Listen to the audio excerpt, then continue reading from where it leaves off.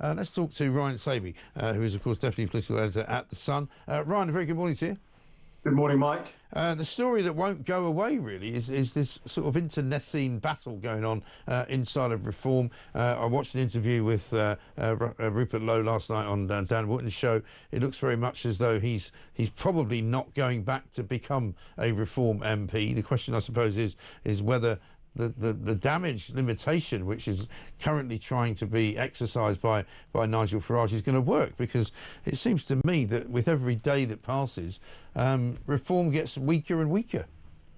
Yeah, Reform, it seemed like everything was going so well for them. They were doing extremely well in the polls. Yeah. They were leading in several polls, capitalising on the government's very, very difficult start to their term in office.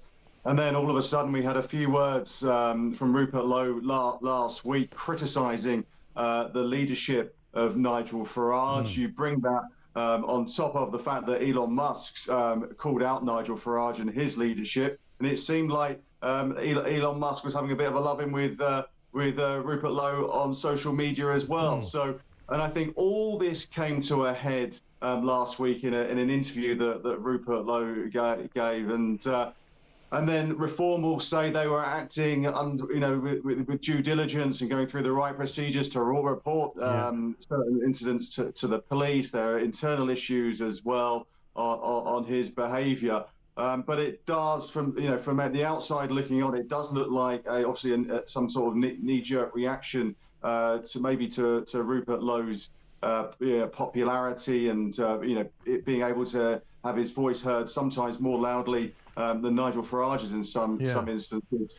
But they had it all. But every time they were on the front foot, this has pulled them back a bit. And just very quickly on this point, there's a by-election coming up. Yes, I was going to ask you about that. Yeah, Mike Ainsbury's seat up in Runcorn.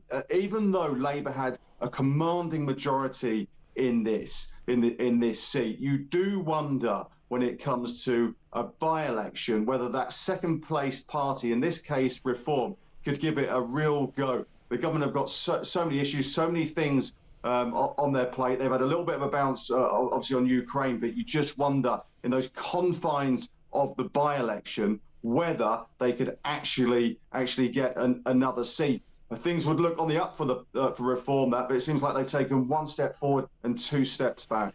Well, that is the problem, and I was going to ask you what you think of that whole kind of, I suppose the atmosphere now around what you would call not just the Reform Party, but Ben Habib, who's just been speaking to us there, Rupert Lowe, who does appear to be pretty popular within the groupings of Reform. I mean, would there be, do you think, because by-elections can be so strange, I mean, would there be anything in it, perhaps, if Rupert Lowe stood as an independent, if Ben Habib stood as an independent, could they have a chance of winning that seat?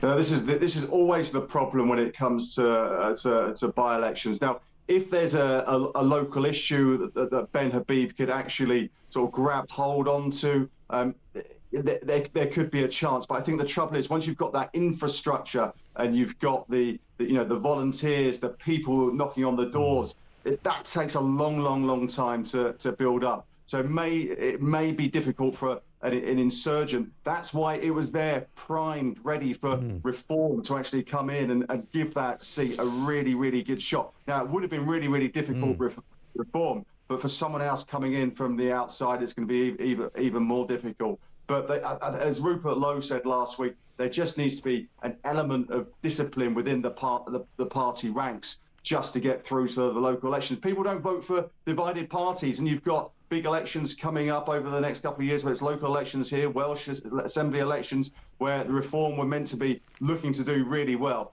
And this will just take the edge off that a little bit.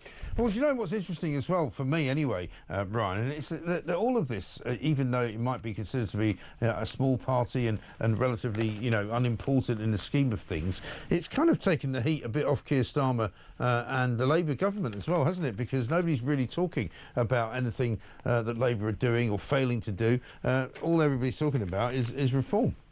Yeah, there's a big issue at Westminster. The government have got their own problems to deal with, but the thing is, once you get into that commanding position in those opinion polls, like Reform have done over over the last few weeks, where they've been leading in several and really nipping at the heels of Labour. You're there really to be shot at, and it has taken the heat.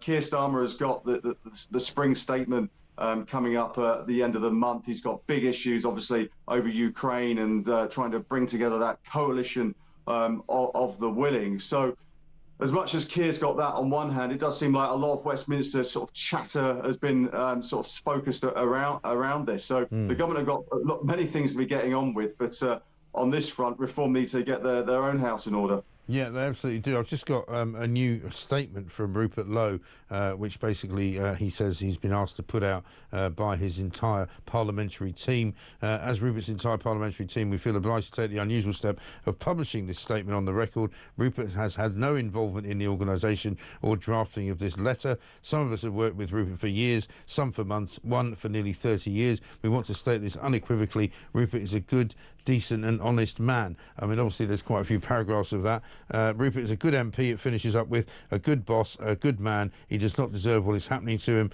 It seems to me, I don't know about you, Ryan, that he's winning the PR war here. And Nigel Farage is emerging as somebody who can't take any criticism and can't understand why he would share a platform with anyone who might be a threat to him. Yeah, and that's the trouble for sort of Nigel Farage and the Reform leadership. They just need to sort of rise above this, and I think Rupert Lowe, as you say, he is winning that PR battle. There has been lots of support for him. Lots of people have seen him, doing good work in Parliament, raising important issues. Yeah. But you look on the other hand with Reform, they will say that they've had questions raised about Rupert Lowe's behaviour, and they've gone straight to the police. But from the outside looking in, it just doesn't. It feels very odd with how Rupert Lowe does that interview last week, and within a matter of sort of 48, 72 hours, that Reform leadership are speaking to the police, reporting his behaviour to the authorities. Something just doesn't feel quite right about it. Yeah, absolutely right. Let's talk a little bit about some other things going on. The Speaker of the House, Lindsay Hoyle, under increasing pressure after it was revealed last week that he was swanning around the world spending 250,000 quid's worth of taxpayers' money. It then emerged that many of the trips he was accompanied by his wife. He now is in the papers this morning saying that he has to correct the record on expenses for one of his jaunts to Gibraltar. I mean, this is really getting bad, isn't it, for this guy? Yeah, Lindsay Hoyle seen as a popular guy normally around Westminster, but I think once you start delving into his travel arrangements, it's the actual sums involved start to add up. I think £250,000 was spent, and there's questions about his wife accompanying him as well. Yes. And I know sometimes that a lot of these events there's a spousal program as well, so she would be invited. I think one thing they need to be very, very clear about now and in the future, that if his wife does go on any trips, that it's not paid for by the British taxpayer. Somehow there's some money found, whether that's privately or whether the host nation actually step in and pay for that. So it's been uncomfortable now, because we've had about a week, 10 days of this coverage now, and they can't seem to shake it off, actually. Yeah, no, that is the problem, isn't it? And the other big story, I suppose, is Shabana Mahmood, isn't it? And the Sentencing Commission, and a bit of a row going on there, because she issued a statement last week basically saying, despite what we knew, that her own operative was in the meeting when they discovered or decided to put this guideline out, that she was against it. She said the Labour government did not support it. She doesn't support it. But the Sentencing Commission lawyers and judges have now come back and gone, keep your nose out of it. We'll do what we like. Yeah, quite extraordinary. I think here we see that complete separation between the judiciary and the state. We had the leading judge yesterday saying, after all the hullabaloo over recent days on this issue, the leading judge there saying, keep your hands out of this one. This is not one for you. We are independent. The state, as in the state, actually prosecutes these people, and it's up to the judiciary to make those decisions on sentencing. But it seems like Shabana Mahmood will be calling in people around us, in and around the Sentencing Council, the leaders there, in for talks over this week. And And I think the trouble is, they just have to thrash out this issue, because the perception of having a two-tier justice system is not palatable for the British public. It really isn't. Let's have a look at what she actually said to Robert Jenrick last week on this. Mr Speaker, the Shadow Secretary of State asked the question, how did we get here? I'll tell him how we got here. His administration and the 14 years they had in power and the absolute mess they made of the criminal justice system, a mess that this government is clearing up. Well, that's what she says, but it doesn't look like that, does it? No, I mean, when that question came up at the back end of last week, it did seem to me as if the Labour front bench were caught off guard a little bit with that question, and also with her answer. There wasn't too much detail about that. It was a very, very stock phrase answer to a very important issue. And I think now Shabana Mahmood is now obviously trying to get to grips with this and actually try and thrash out. There is talk of possibly legislating to get around that, but we'll see, because that guidance there from the Sentencing Council yesterday, they weren't moving at all. No, quite. Exactly right. Ryan, good to talk to you. Thanks very much indeed. And definitely editor at The Sun, of course.